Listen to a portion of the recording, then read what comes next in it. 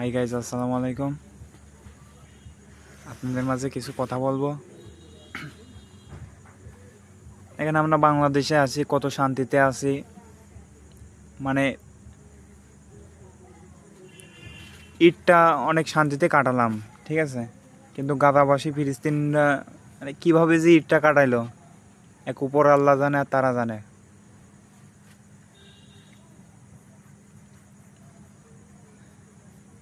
হে আল্লাহ, তোমার কাছে একটাই আবেদন, তুমি গাজাবাসীদের জন্য, ফিলিস্তিনের জন্য তুমি হেফাজত করো আল্লাহ।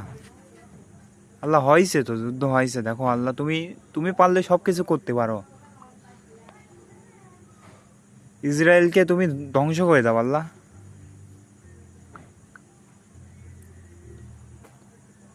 তোমার কথায় আল্লাহ, তোমার কথাই এই দুনিয়াটা চলে।